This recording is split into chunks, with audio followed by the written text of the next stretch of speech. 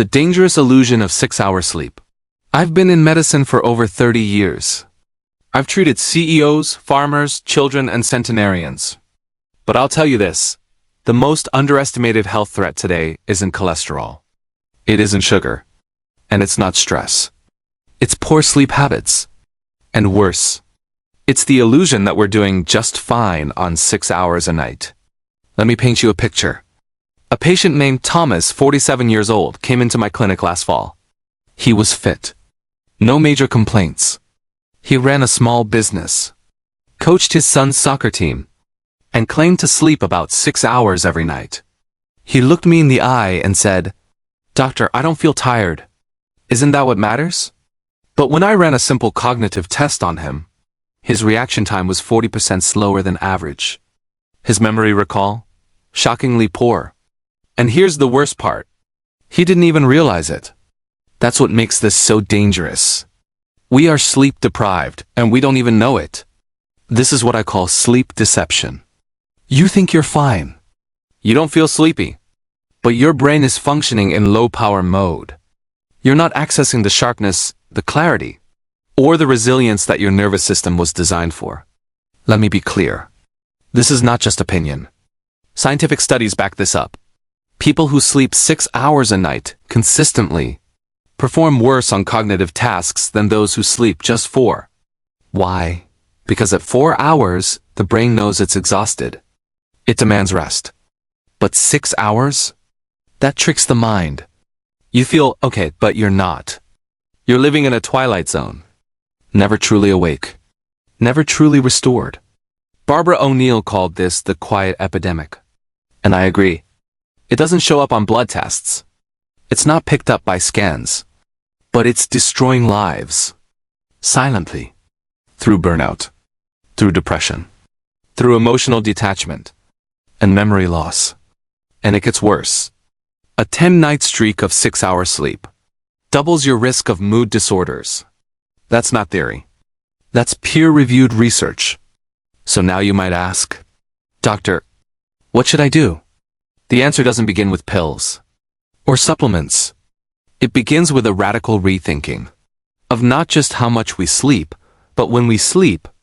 2. Why 9 p.m. to 5 a.m. is the ultimate healing window. Let me ask you something. Have you ever slept a full 8 hours and still woken up feeling groggy, sluggish, or like you hadn't slept at all? It happens more often than you'd think. Because sleep isn't just about duration. It's about timing. Your body doesn't operate on random hours. It's wired to the rhythm of the sun and the moon. We call this the circadian rhythm. And if you disrupt it, even by a few hours, you might as well be robbing your own brain of fuel. Now here's the truth that most people don't know. Sleeping from midnight to 8 a.m. is not the same as sleeping from 9 p.m. to 5 a.m. Even though both give you 8 hours. The difference? It's massive. It's biological. And it's chemical. Barbara O'Neill, and many sleep researchers I've studied, agree on one thing. 9 p.m. to 5 a.m. is the golden window. It's when your body goes through its deepest healing phases. Let me break this down for you. Between 9 p.m. and midnight, your body goes into NREM sleep. Non-rapid eye movement. This is when your brain cleans itself. It removes waste, processes trauma, and consolidates emotional experiences. Think of it like cleaning your mental hard drive. But here's the catch. This only happens properly before midnight. After midnight, your body enters REM sleep. Rapid eye movement. This is the dream state. It's where creativity flourishes, where your subconscious reorganizes thoughts, and where problem-solving happens behind the scenes. If you delay your bedtime, you skip the cleaning cycle. You dive straight into dreams, without first making room for them. That's like trying to organize files on a cluttered desk. It won't work. Your brain needs both stages, and they must happen in the right order. Let me share a story. A young woman, Emily, came to me a year ago. She was a software engineer. Smart. High-achieving. But she had hit a wall. Mental fog. Emotional flatness. She wasn't depressed, but she wasn't sharp either. I asked her about her sleep. She proudly told me, "I sleep 8 hours a night, from 1 am to 9 am. I gently explained the biology. Why, even though she was sleeping long enough, she was missing the phases that matter most. We adjusted her schedule slowly, just 15 minutes earlier each week. By the 6th week, she was asleep by 10 p.m. Her brain? Sharper. Mood? Balanced. Creativity? Restored. She later told me I didn't know how foggy I was, until it cleared. That's the power of timing. We're not just meant to sleep. We're meant to heal in alignment with nature. And 9 p.m. to 5 a.m. is nature's design for renewal. The 4 powerful hormones released only at night. Let me take you deeper now. Because it's not just the brain that benefits from proper sleep timing. It's your entire body, from hormones to healing.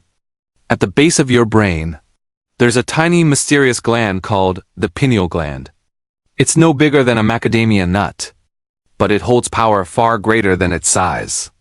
Between 9 p.m. and 2 a.m. in winter and 10 p.m. to 3 a.m. in summer, this gland becomes active, but only if you're asleep, and only in darkness. It's during this window that 4 key hormones are released, each one essential for mental clarity, emotional balance, and physical restoration. Let's break them down. First, melatonin. This is your body's signal to sleep. But more than that, it's your repair hormone. It reduces oxidative stress. It heals the brain. And it boosts your immune system. Want to increase melatonin naturally? Avoid screens at night. Even 1 hour of blue light exposure can suppress melatonin production by up to 50%. Second, serotonin. Often called the feel-good hormone. It regulates your mood and emotional stability. And guess what? It depends on sleep to remain balanced. Without enough rest, your serotonin drops, leading to irritability, sadness, and anxiety. A client of mine, David, a 35-year-old father of 2, came to me with frequent mood swings. He thought it was work stress. But after improving his sleep timing, he noticed a shift in just 2 weeks. He laughed more, snapped less, felt more grounded. Third, arginine vasopressin. This one's lesser known, but it's your natural painkiller. It also plays a role in memory retention. How do you enhance it? Daily movement, preferably high-intensity interval training. Exercise by day equals deeper, more healing sleep by night. Fourth, epithylamine. The brain's anti-aging secret. It improves learning, supports neuroplasticity, and may even slow down cognitive decline. This is one of the reasons why elders with strong sleep hygiene often have sharper minds than younger adults who sacrifice rest for screens. These 4 hormones, they don't come from a bottle. You can't supplement them directly. They're earned. They're triggered only by aligning with your body clock. And when released in balance, they restore you. They protect you. They rebuild you from the inside out. The silent killer in your bedroom, light and screens. Now let's talk about the enemy. Not sugar. Not alcohol. Not even stress. I'm talking about blue light. The kind emitted by phones, tablets, TVs, LED bulbs. You see, light is information, and your body interprets it. When blue light hits your eyes at night, it tells your brain, the sun is up, even when it's pitch dark outside. This confuses your circadian rhythm. The pineal gland won't release melatonin. Sleep gets delayed. Hormones get disrupted. And over time, this leads to insomnia, anxiety, even depression. We didn't always have this problem. Before electricity, people went to bed with the sun. If they stayed up, it was by candlelight. Dim, gentle, non-invasive. But today we light up our homes like stadiums. We scroll endlessly under neon LEDs. And we wonder why we're wired at midnight. Here's a true story. A teenage girl I once treated had severe sleep issues and early signs of depression. She slept with her phone under her pillow. When I asked her why, she said, "I don't want to miss any notifications while I sleep." I advised her to put the phone outside her room. Within 2 weeks, her sleep improved. Mood stabilized. Grades went up. Simple change. Powerful result. So here's my advice. Use warm amber lights at night. Avoid screens 1 hour before sleep. Read a book instead, preferably something non-stimulating. And if you struggle, try journaling. Don't bring the battlefield of the world into your bedroom. Protect your sleep space like your life depends on it. Because frankly it does. The unexpected power of gratitude for better sleep. Now for something unexpected. Something most doctors don't mention. Gratitude. You may ask, what does gratitude have to do with sleep? Let me tell you, everything. When you lay in bed at night and your mind starts racing. Regrets, worries, tomorrow's to-do list. You enter the chat room. That internal dialogue keeps you awake. Your body is still, but your mind is sprinting. Gratitude is the antidote. Ariana Huffington, founder of the Huffington Post, once said that when she can't sleep, she lies in bed and just gives thanks. Thanks for her breath, for the bed, for the quiet, for anything. Barbara O'Neill shared a powerful story too. A man struggling with chronic insomnia asked her what he could be thankful for. She replied, "Thank God you're not in a concentration camp. Thank God you're not in the freezing cold, sleeping in a ditch.